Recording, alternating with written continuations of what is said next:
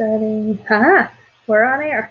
Yay! Hey, how you guys doing? Welcome to the Stella and Jim Show. Hi. Yeah, it's in a particularly late edition of the Stella and Jim Show. Usually that's Stella. Yep. Hello. Hi. What are we reviewing today, Stella? Yeah, so we are, it's getting to be fall now, and we are going over one of my favorite sort of spooky stories, Notebook Found in a Deserted House, written by Robert Bloch in 1951 for Weird Tales magazine, and it is honestly fantastic. Yes, for those of you who don't know, what else did Mr. Bloch do? Yeah, so he wrote Psycho. Yes. Yes. The novelization for Psycho, and apparently he kind of got shafted with the movie version. He didn't get paid a whole lot for the movie, which is a shame. But he then went on to write a couple episodes for Star Trek. Very cool. Yeah. So he was how I first encountered him, and he was friends with Lovecraft too, as I recall, because he wrote him when he was a boy. Mm-hmm. Yeah, so they were correspondents. He was from Milwaukee, I think. It's somewhere in Wisconsin, but not Sauk City, where our life is. I mean, he was really young. I think he was 15. Okay, so yeah, he was really young. Yeah. Yeah, and he hey, Mr. Lovecraft, I'm gonna send you a letter. Okay. Well, I mean, that's essentially what happened. He wrote him a letter saying that, if I'm remembering correctly, and I hope I am, this could also be one of Lovecraft's other correspondence. He had a lot of them. Yeah, he toward the end of his life, he had upwards of 90 that he would write almost every day. Mm-hmm. If not every day. Yeah, so Lovecraft. Oh, there's an echo. Is it? Not from me. Yeah, from you. Right? Oh, sorry. Oh. Yeah, it's all good. But it's gone now. Yay! Okay, good. Yeah, but so if I'm remembering correctly, oh no, it's back. Goddamn. Oh well. I haven't said anything. I know it. Yeah, no, it's. I can hear my voice in the back of your audio. Oh, okay. Oh well, but I wonder how I can fix that. You know what? I can put these on. Oh shit, that's a thing. We haven't had that problem before, but I think that's why everybody wears headphones. Yeah, that could be it. Let's see. Well, it's also funny that it didn't become a thing until. Oh. How's that? Is that better? Yeah, I can't hear myself anymore. Yeah. Good. All right. Fantastic. Yeah, I love how that becomes a thing only after we start broadcasting. Like that's because it wasn't. Yeah, it wasn't doing it before. Yeah. That's pretty typical. Yeah, pretty typical. Well, let's get on to the story. What was it like? I read it and it was great. I really enjoyed it. I loved this story so much. It's fantastic. And it's Lovecraftian. He nailed it. He got all the right. Yeah. Yeah, and I love how this story is very Lovecraftian, but it's also it also has elements that you don't get in a lot of other Lovecraftian stories. So, for instance, the main protagonist of the story is 12 years old. Mm-hmm. He's a kid, and it's all in first person, which doesn't happen a lot. And it's the setup is that he's writing out the story in a notebook. Like, well, I may not be here, but here's what happened if people come looking for me. Yeah. Which he writes it in the style of a 12-year-old. There's a very sort of colloquial, sort of dialecty writing, which you don't generally get. And it isn't the real exaggerated dialect that. Yeah, it doesn't become overbearing. It works just fine. it isn't like how in the Dunwich Horror or the Shadow over Innsmouth when Zadok Allen's talking like you. Can't It's understand kind damn of a thing he's saying. struggle Yeah. to even when it's written down for you, you still can't really tell. Yeah. But this is, I mean, it's written like you say, like a 12-year-old would write it. And there are misspellings and various grammatical errors, which, I mean, there are errors, but you still understand what he's trying to say. Yeah, it goes through, and it just adds to the ambiance. It's very good. It's very, very good. Is that the only time he's written sort of a Lovecraftian story, or are there more? So he wrote the prequel to and a sequel of The Haunter of the Dark. Oh, I didn't know that. Okay. The Haunter of the Dark is Robert Bloch wrote The Shambler from the Stars, which is a very thinly veiled Lovecraft pastiche, where there is a character who's very clearly a self-insert and a Lovecraft stand-in character. In fact, the protagonist is a Lovecraft stand-in, and then there's a different, separate Lovecraft stand-in in the story that ends up getting eaten by this monster. Doesn't that always happen? Yeah, like I mean, your friend buys a book, but it's in Latin, and he doesn't read Latin, so he brings it to you, and he's like, "What does this say?" So you tell him what it says, and then a thing comes out of nowhere and eats you. Like, what can you do? Yeah, that's one of the things, man. You learn from Lovecraft stuff. If I know one thing, it's like, don't read that shit. Don't read it. Weird book, old text. Don't read it. Don't read it out loud. Don't read it. Set on fire. Yeah, and then so then in response to that, Lovecraft wrote The Haunter of the Dark, in which he tells the story of a Robert Bloch stand-in who is rather unoriginally called Robert Blake. It was close. I mean, okay. Yeah, and he's sort of he's heard about weird things happening in Providence. The first story takes place in Providence as well, and so this guy is hearing things about like, oh well, there's weird shit going on out there. I'm gonna go see what it is. He's very brave. He is not very your typical Lovecraftian character. He goes. He's very brave. He's like, I'm gonna go see what's going on. Either very brave or very stupid. Yes, it's hard to tell one or the other. Yeah. Yeah, especially when it comes to Lovecraft. Cover that next time. We'll cover. Oh, yeah, that'd be great. Yeah, we should do that. So there's The Shambler from the Stars, The Haunter of the Dark, and then the third one, which the name is evading me completely. But it's essentially like, so the third story was written several years after, like I think 5-6 years after Lovecraft died. After he wrote The Haunter of the Dark and then died like about a couple months later. The story that that followed that was written in either the late 40s or the early 50s. Like I think it was like 1950 that the follow-up story got published. And still in Weird Tales, still like referencing all the other stories that happened before it. But this is, and it's really well done too. We should read it. It's a little hard to get a hold of, but really? I think I may have a copy because of how copyright is. I think I found a thing online because I know it's supposed to be 70 years after the author died, and I know there's audio of Robert Bloch talking at the World Fantasy Convention, which is in the 70s.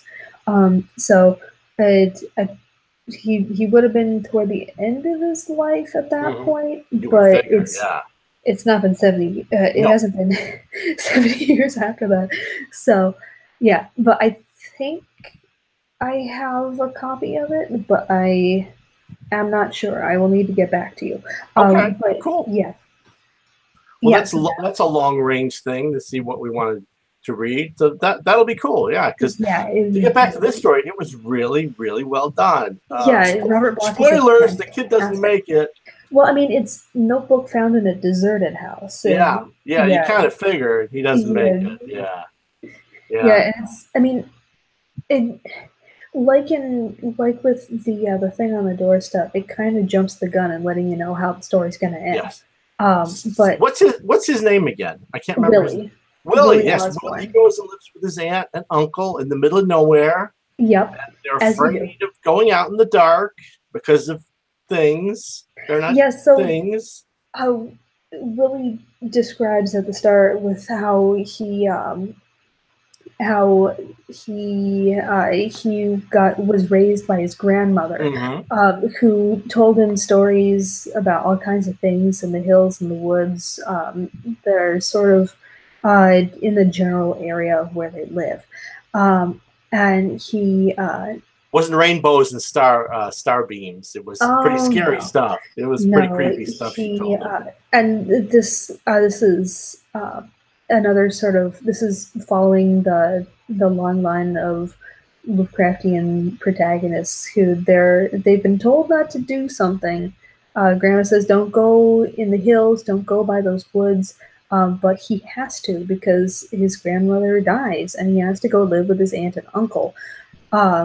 We never figure out why the hell they're out there, but they are. They've crept into the forest. They're by the hilltops. They're in there. They're farmers. They're far away from town. Far away from town. Far away from town. And there are a couple of things that really, like, there are certain turns of phrase that you can really tell that this is not a story that was written recently. Like with he says that how his grandmother used to tell him stories when he was just a little shaver. Which, there is no way in hell that this story could have been written in any other decade than the 1950s with a phrase like that. Yeah. It is, yeah, there's things like that. But then also Aunt Lucy and Uncle Fred, like Lucy and Fred, they're all just all American names, real typical of the 1950s. And just stuff like that. Like, I love little things like that. But also, so they're the Osborns. It's possible that the Osborns mentioned as in this story are relatives of the Osborns in the Dunwich Horror. In that story, the Osborns own the general store. So it's possible, since it was written in the 50s, it's most likely set in the 50s or the late 40s. So it's possible that they're Willie's grandparents, because his grandma seems to know a whole lot about she knows all this stuff. She knows what's going on, and she doesn't like it. But so it's possible that the Osborns who had lived in Dunwich got the hell out of Dunwich, and for good reason. Yeah, as you do. And so it's possible there's a connection there. He doesn't really go into it in the story, but like, yay, little Easter eggs. Yeah. Yeah. And there's, I really, really like how he sets the scene with this. He says, so when he's talking about, when Louie's talking about going into, Uncle Fred comes and gets him at the train station and takes him to the house. They go through the woods, and he says, gave me the creeps, they were so dark and lonesome. Seemed like nobody had ever shouted or laughed or even smiled in them. couldn't imagine anyone saying anything there except in whispers. That's a really great sort of it's very way cool. of It sets the describing it. tone. Yeah. Yeah. Oh, it's You know it's fantastic. not a happy forest. They're not Oh going no. in the no, it's No, creepy. and It's people can't creepy. even smile in there. Like, Yeah. what are you doing? Yeah, and there are just little things like that. Like a little later, he says that there aren't any animals in the woods, and there really aren't people that come by except for The Aunt Lucy mailman. and The mailman yep, comes and the by. mailman, Cat Pritchett. Mm-hmm. Yep, but only on Thursday afternoons, That's right. yeah, Because it's because a reasons. long drive. It's a long Oh yeah, it's a long horse and yeah. It buggy says drive. yeah, horse and buggy, and he's later in the story he says it's about an hour's drive from the house to town. Mm-hmm. And Uh, they don't have cars. They use oh horse and no, buggy. Yeah. no, it's horse and Because buggy. because well, things go on. They don't go out. He sets the stage. They don't go out at Mhm. night, but then they kind of the uncle Fred. He has to go out to get the Yeah, cousin. yeah. So after a while, before all that happens, Mm-hmm. Willie kind of settles in. And at first, he was real scared of the woods because he had remembered all the stories that his grandma used to tell him about the woods and what was in them, and he didn't. He was really sort of uncomfortable with all that. Uh, Who the hell wouldn't but be? Yeah. yeah, I mean, yeah. And but after a while of living in like by these woods, he gets used to them, and he goes out sort of exploring after he finishes his chores, and he has an encounter. There isn't really a better word to describe it with this creature that lives in the woods, um, and the way that he describes this thing, it's um, it's really fantastic. There are a couple of people that I've seen online that sort of say, well, Lovecraft works because he doesn't describe the monster. If you describe the monster, then it's hard to describe things in a way that makes them seem scary. He did a Uh, good job though, because yeah, he he did did a as I really. recall, it was like tentacles and mouths. Oh yeah, And yeah. I'm So like, the holy shit. description of this is actually the one that they use for the Black Young in the Call of Cthulhu role playing game. Mm-hmm. But in the Mm-hmm. story, it's a Shoggoth. Yes. But In the it, story he they, calls them Shoggoths. Yeah. mhm. Yeah, and there's a really great bit of description. Uh, Here it is. That was a good call, because I was going to mention that too. And in the game, it's a different creature. It's not a Shoggoth. Yeah, But they you can give that up to a 12. I mean, it's a 12-year-old. He doesn't true. know what he's not like True. some I mean, monster biologist. he well, he's doing his best to describe it. Yes. But in the way that he describes it, it's really kind of that in itself makes it unnerving, because he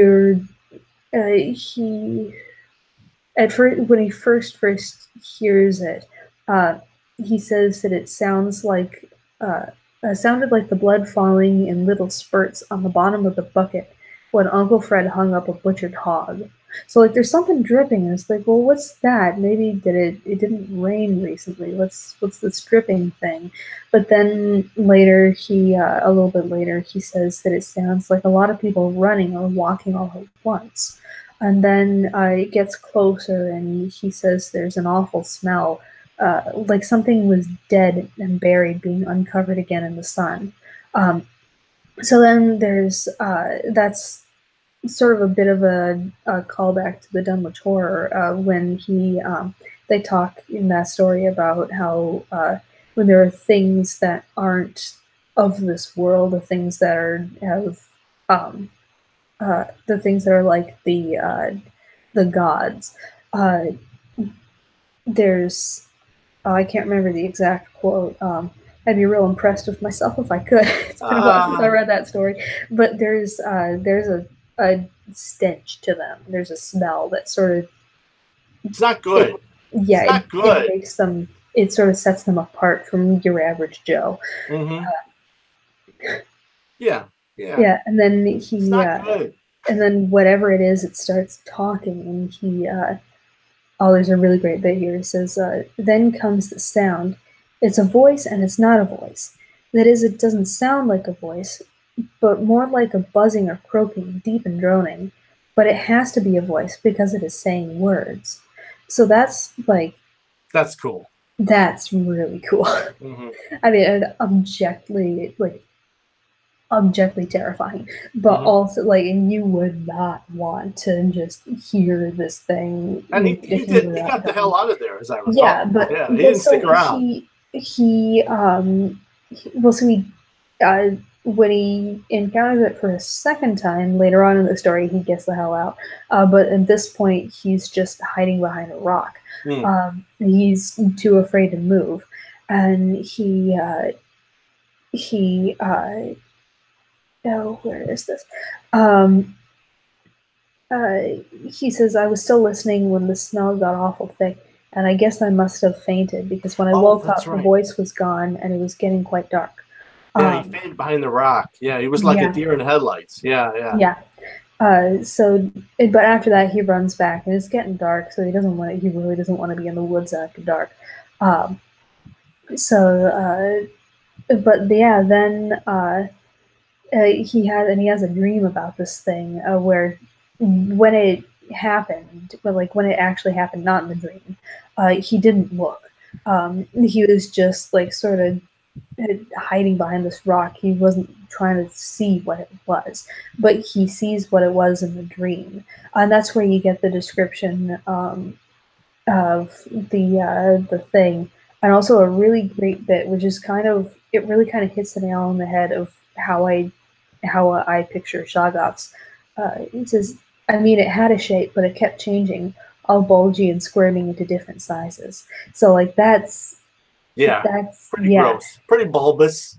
You yeah, thinking it's like this just gelatinous form? Yeah, yeah. That's not good. That's no. really not good. Mm-hmm. Uh, but yeah, so it's getting kind of close to Halloween now, and they get the letter from cousin Osborne, that he's going to stay with them for a while. He's on a bit of a vacation and wants to see him.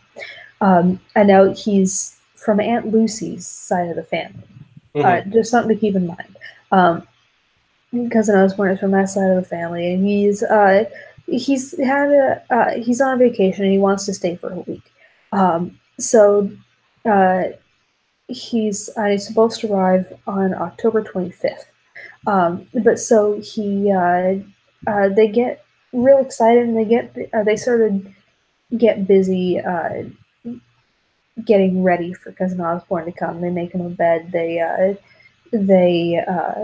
fix up the back room of their house, Yeah, this is a big deal for them because they don't yeah. get company much because they're Oh in the no. middle of fucking nowhere. Yeah. And then when it gets to be the time when it's time to go get cousin Osborne, From the Uncle train, Fred. from the Yep, train the train. station.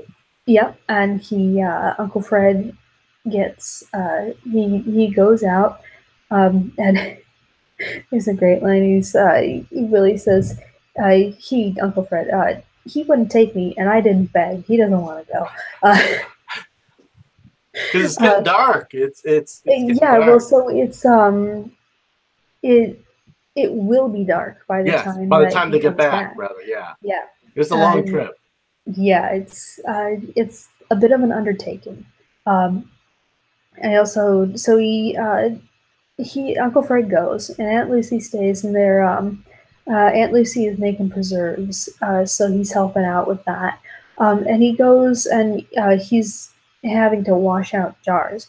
So he takes the opportunity to say that they have two wells. One of Mm-hmm. them was a new one, that's close to the house, but there's an old one that's out by the barn, that the water is all slimy, and Yeah. it's really, like, sometimes it kind of backs up and it starts to leak out the top. Like, it's green, slimy water that smells. So it's like, oh, there's something going on with that. But yeah, like, that's not good. Yeah, there's he's definitely setting something up there. And you can tell that he's setting something up, but that doesn't make it bad, you know. Yeah. But so Aunt Lucy finishes up, and they have lunch, and it starts to rain and thunder, and it's 5 o'clock. It's getting dark. Yeah, I got No some Uncle bad Fred. news. Got some bad news, Aunt Yeah, Lucy. yeah. Six Yeah. o'clock. Still no Uncle Fred. They're getting worried now, and you can hear. They can hear the thunder sort of growling off the hills, which a little later on, Willie talks about how they're drumming that sort of sounds like thunder. And is that thunder or is that drums? So this is sort of the start of that.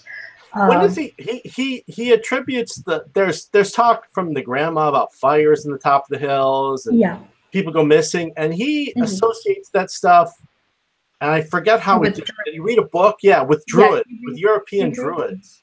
Yeah, so he reads a book the night after he has the dream about the Shoggoths. He reads one of Aunt Lucy's books that's about mythology, and he reads about how druids would, because he sort of connects the druids with the stories that he heard from his grandmother, because his grandmother was talking about how the Native Americans who lived in that particular area worship these weird sort of dark gods in the woods, and that nobody really, like, they're supposed to be under the hills, but also maybe they aren't, and like what's the deal with all this stuff? So Willie is reading this book, and he's trying to put pieces together, which is cool. Yeah.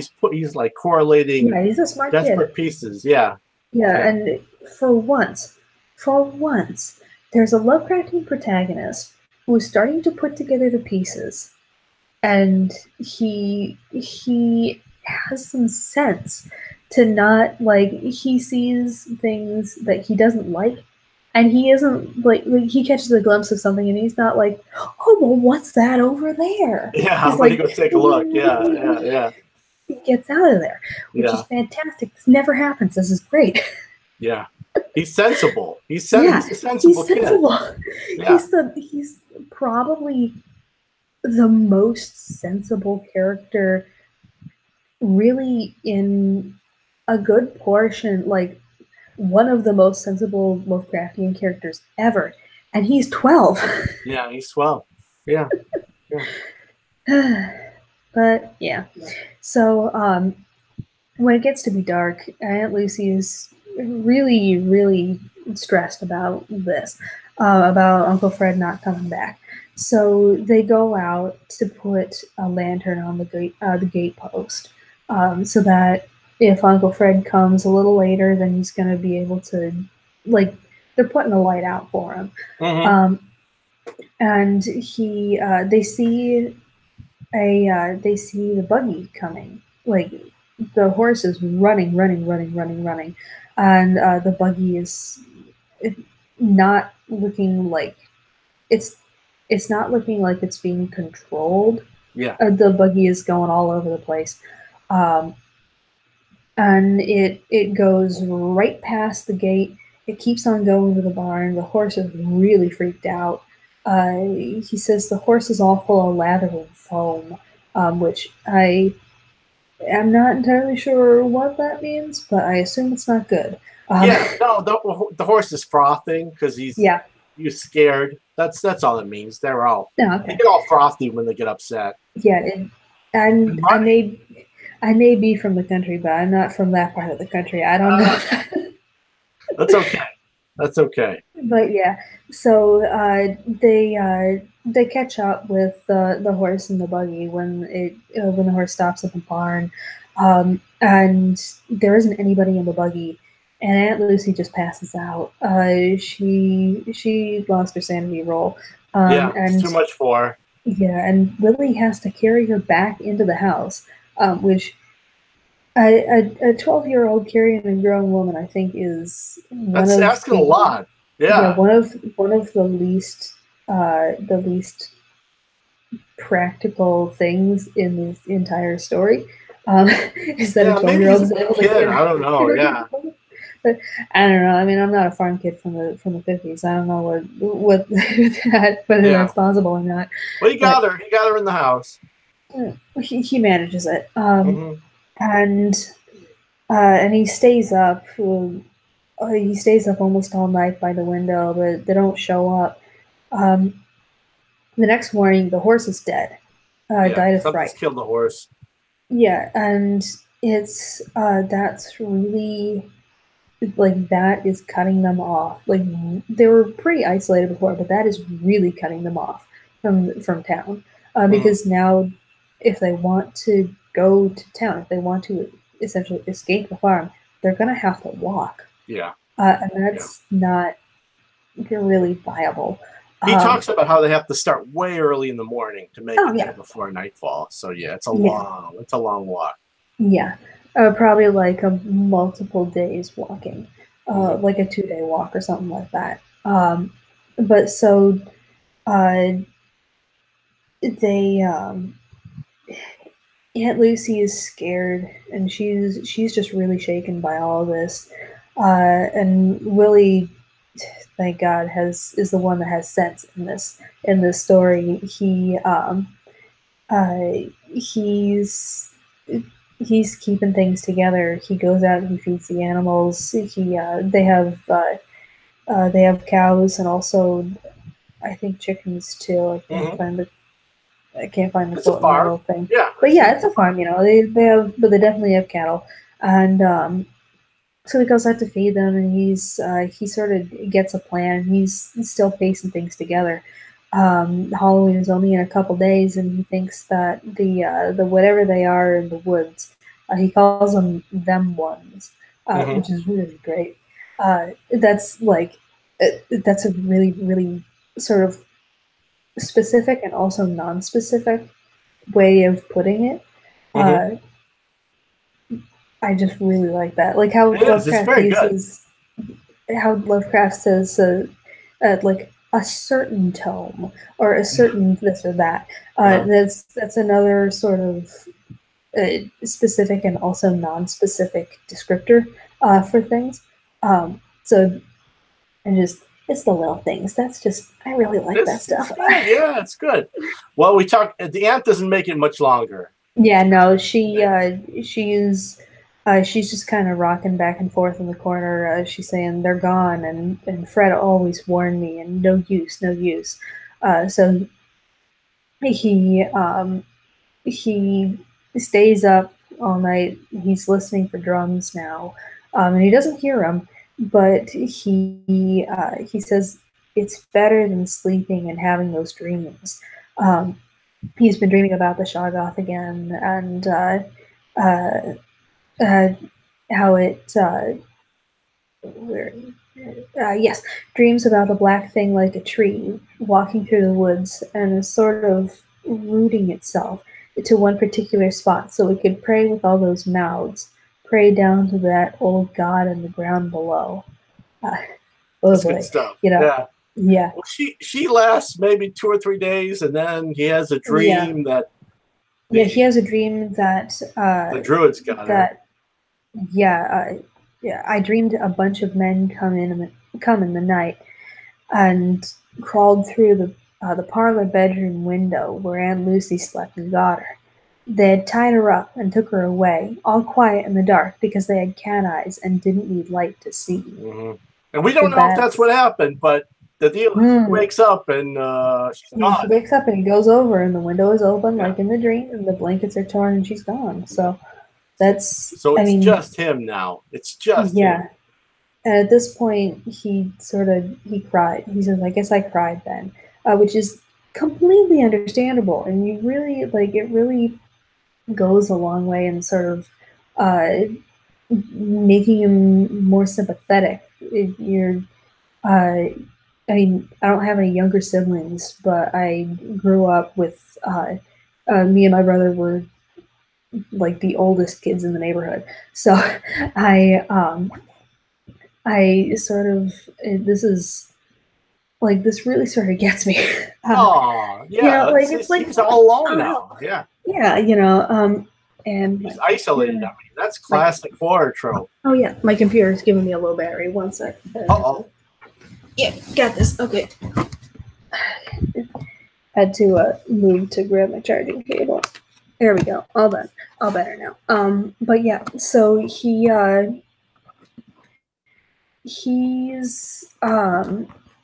yeah, he says that he doesn't want breakfast. He goes out, went out hollering Aunt Lucy and not expecting any answer.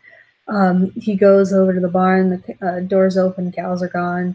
Uh, so he goes over. He goes to the well and the new well, and he sees that that one is all slimy and green like the old one. And he cries again because so now not only is there no way out of here because the horse is dead, uh, he's also has a limited amount of water because there isn't fresh water. Yeah. And he says it was like one of those things went and maybe took a drink out of the well. Yeah. So it was that close to the house.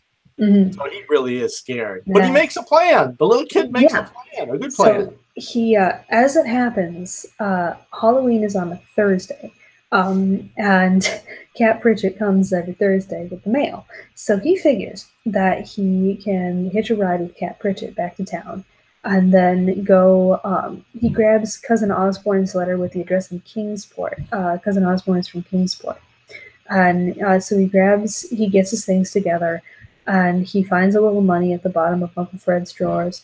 And one of Uncle Fred's drawers in the dresser. And he gets the letter with the address because he figures that that's their family to him. So that's probably where he'll have to go live after all this. And he's real freaked out. So he starts walking. He starts walking into town.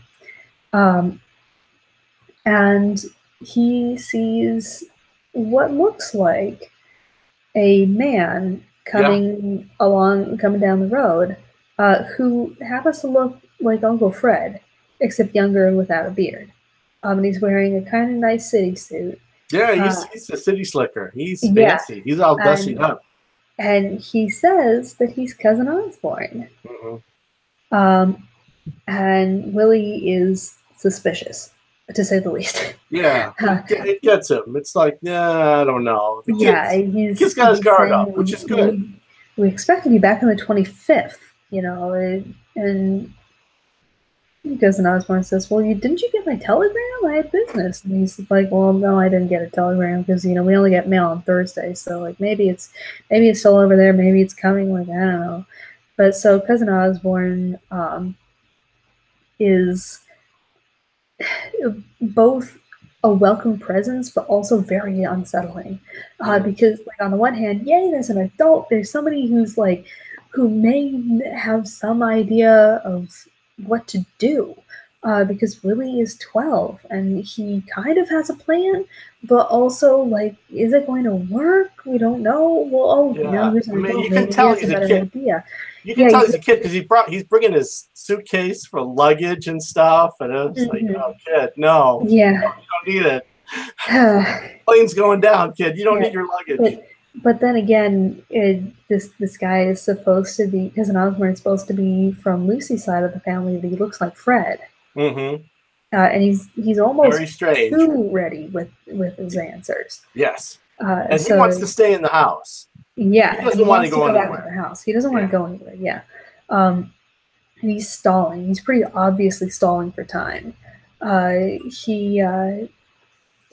He says that Willie says, well, you know, we better start walking. And where is it? Yeah, then let's start walking, I said. Here it is almost 2, and we better get moving if we want to make town before sundown. Not just yet, son, Cousin Osborne said. I wouldn't feel right about leaving without looking around and seeing what we can discover about this mystery. And he's like, no, let's get out of here. But But okay, and I mean, it may just be like it may just be a quirk or like a time difference with how the way people talk then and how the way people talk now. But Cousin Osborne keeps calling Willie son. Mm-hmm. He says, "Well, where are you going with the suitcase, son?" Uh-huh. Well, just not just yet, son. And that's setting off red flags for me Yeah, at he's least. trying to endear himself, but it comes Yeah, off as really creepy, yeah, and he's as it should. yeah, and he's sort of tries to butter Willie up. He tries to say because Willie says, or Arkham's, oh boy, Cousin Osborne says that Willie tells Cousin Osborne what's been going on, and he sort of about what he thinks, why he thinks they need to go right now. And Cousin Osborne says that reminds me of all the silly talk I heard back home in Arkham. And immediately, Willie's like, "Well, don't you live in Kingsport?" And he says, "Well, Yeah. yeah, but I used to live in Arkham, but yeah, I live in Kingsport now, but I used to live in Arkham. I mean, and he says, as it is, I admire your bravery. For a 12-year-old, you've acted very sensibly. So like he's trying to butter him up. Mm-hmm. He Yeah. knows he's onto him. Mm-hmm. Yeah, but so they after a while, I mean, they sort of look around and Willie's like, no, really, we have to go. We have to get out right now. We have to go. And he's putting things together again. He's seeing right through Cousin Osborne's bullshit. And then Cat Pritchett comes. Yeah, they hear the mailman. The mailman Yeah, comes. the mailman comes. And Cousin Osborne has Willie stay in the house. Yeah, For some reason. You stay in there and I'll talk to the mailman. Like, yeah, and mailman starts turning back, and Willie runs out of the house, and he runs up to Cat Bridget, and he says, "Get no, me the hell out of here!" Basically, yeah, he says, "Wait for me, Cap. I'm coming. Take me to town." And Cap is Cousin Osborne had told Cap that he had gone off with Aunt Lucy and Uncle Fred.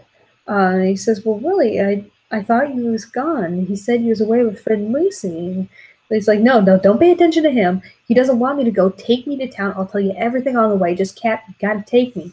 And Cousin Osborne is tries to smooth talk him. Yeah, but the old man, because you figure Cap's an old timer, the old man ain't having that bullshit.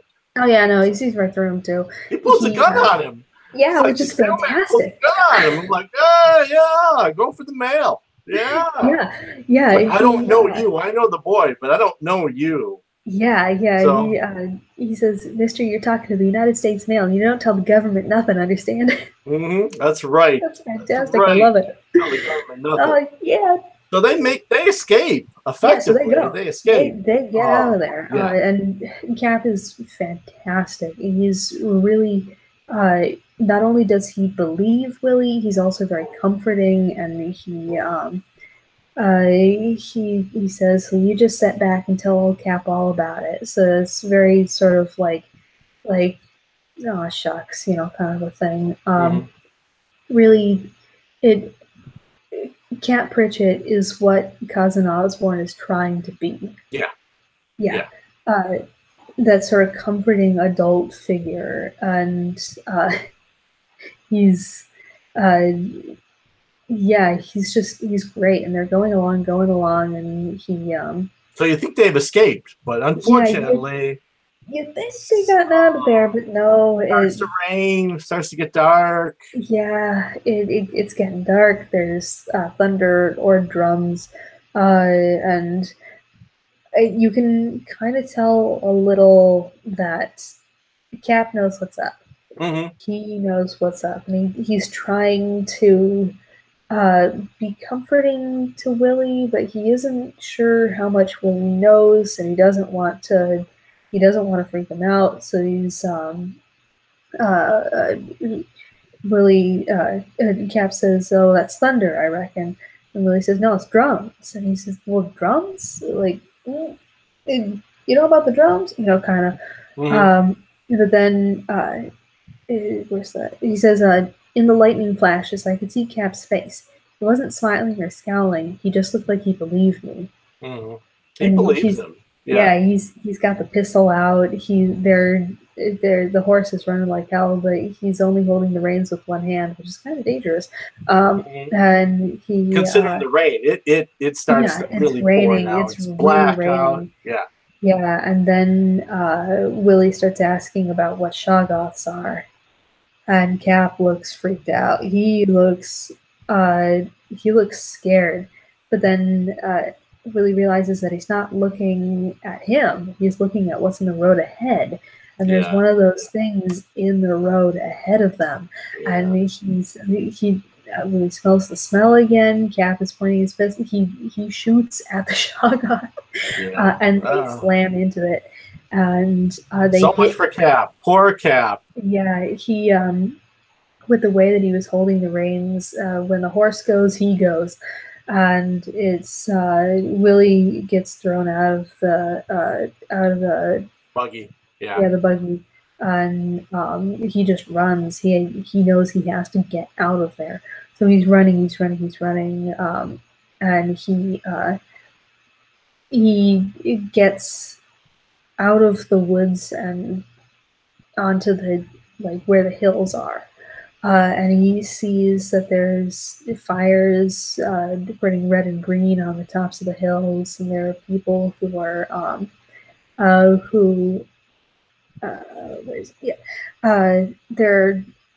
there are people who are standing around and putting things in the fires to make them burn red and green.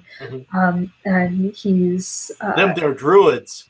Yeah, the way that he describes them are really the way that that's the sort of generally accepted, oh, that's what a druid looks like, kind of a thing.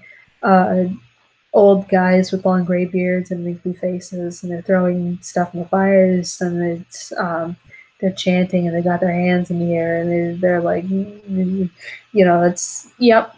They excuse me. Thank you. There a couple more of them drive cattle. Their cattle. Yeah, he recognizes it. It's their cattle. It's their cattle. They get sacrificed, and it's something's eating the cattle, and then people. He notices people. And then after the animal sacrifice, then they go off and they get people. There's smoke, so we can't tell who it is, but he can tell that it's two-legged sacrifices, not four-legged, and he doesn't really want to see. The ground starts to shake, and there's a great line here. Where is it? Yes. He says, the fire and smoke flared up, and the drums boomed, and they all chanted and called in a loud voice to something waiting over on the other side of the hill. The ground began to shake. But one thing, it was storming. There was thunder and lightning and fire and smoke and chanting, and I was scared half out of my wits. But one thing I'll swear to, the ground began to shake. It shook and shivered, and they called out to something, and in a minute something came. So that's cool. Oh no, here it is. Yeah, oh, you're in for it now. Yeah, he sees the thing, and it's huge. Yeah. He sees it, and it's the thing that was in his dreams, and he runs. He knows that he has to get. The way he puts it, he says, "That finished me. I didn't care anymore. I had to run."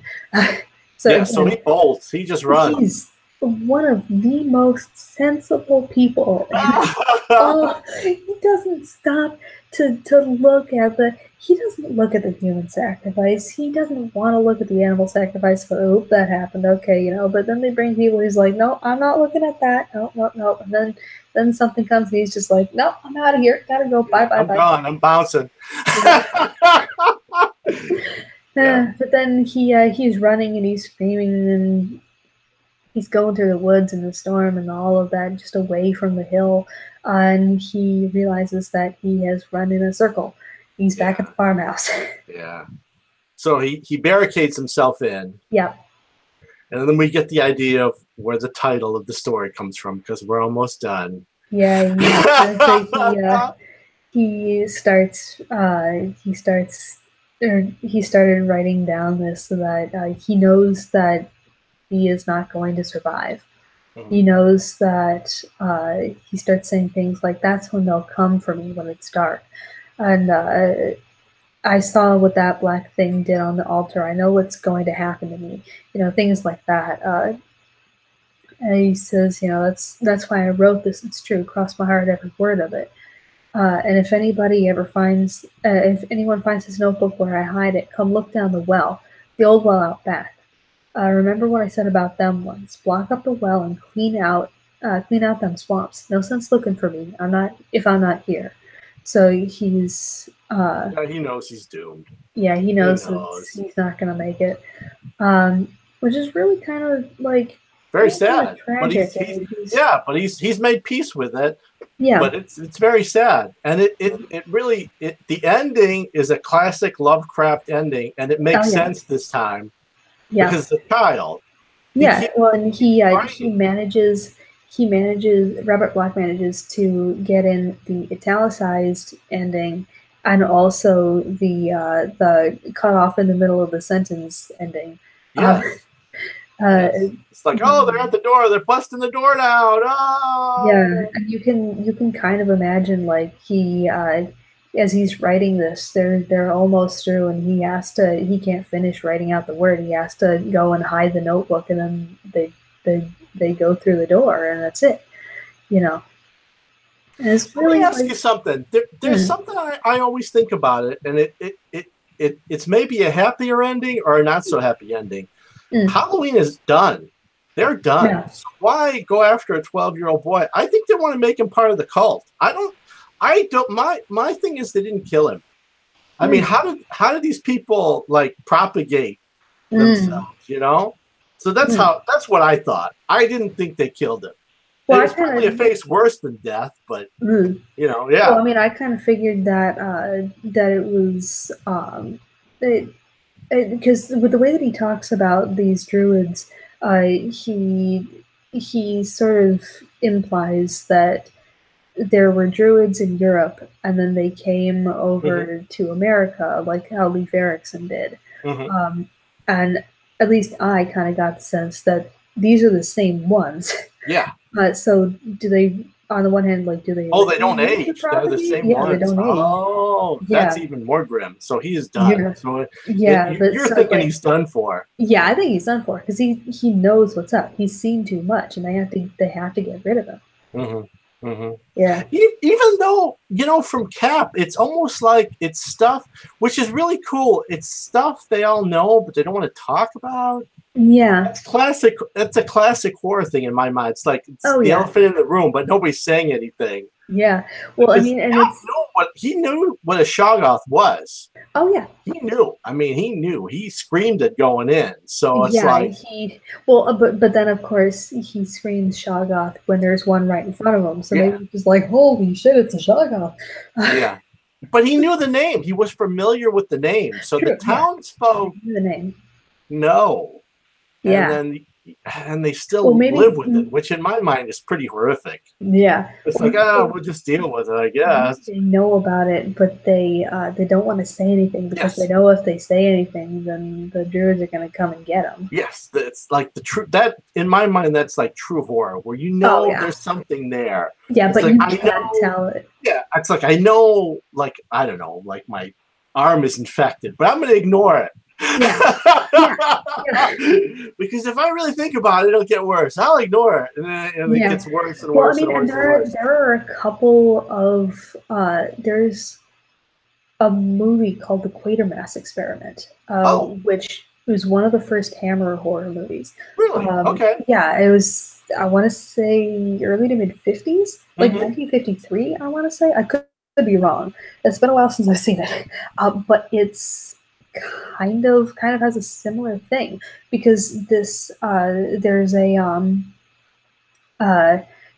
there's something crashes, like a meteorite or something like that. It's something crashes down in this like rural England, and because they were working with what they had over in with the filmmakers, and they did a fantastic job. Really great. Yeah, I is it like a Color of Outer Space thing where? Yeah, kind of. It there's it's kind of like the Color Out of Space. It's also a little like War of the Worlds, in that there's something that from outer space that crashes onto that crashes down on Earth, and the locals kind of have to deal with it. And also a bit more. Well, it's been a while since I've heard War of the Worlds, but at least with a parallel with the Color Out of Space, some scientists come in and take a look at it. And in the Quatermass experiment, it's the scientists that get it. They go down and they get what could honestly be like a metaphor for radiation poisoning or something of that sort. It could be. I mean, the 50s was the atomic age. It could be like a reactionary sort of thing to that. I need to. Actually, I should watch that movie again. It's been a while. It's been a good couple of years. But there's a. Oh wait, am I mixing this up with? I could be mixing this up with an episode of Doctor Who. Okay, well, because, there we go. Yeah, there's. I mean, but there's. They use the theme over and over again. Yeah, I mean, it's a classic for a reason. Yeah, but this in either one or the other, there's a scientist that has to go investigate this crash space object thing, and he gets infected. And no, it is the Quatermass experiment. Never mind. But there is also a Doctor Who thing. But it's done a little better in the Quatermass experiment, I think, because in Doctor Who it's very obviously bubble wrap painted green on this guy's arm. But it's not in the Quatermass. And there were a couple of Quatermass sequels too. It was that popular, but it infects them, and it's sort of like it. Oh, I wish I remembered it better. It kind of like they don't want to alarm anyone, so they don't tell anyone, like an idiot. That's classic. That's classic war too. No, they don't need to know. Don't worry. No, I don't want to tell them that. No. They'll just alarm them. Yeah. That's classic. Stay in your homes. There's no danger. Stay in your homes. Nothing to see here. Oh, we're screwed. Yep. But, so it was a great story to get back to it. It was a fantastic story. I agree with you. Thank you for having me read it. It was great. I thought it was awesome. All right, so we've been on for a good bit now. Yeah. So what would we like to read for next week? Well, one of the... We still have the book with the Cthulhu's Daughters. Yeah, yes, we can go back to that. There's one...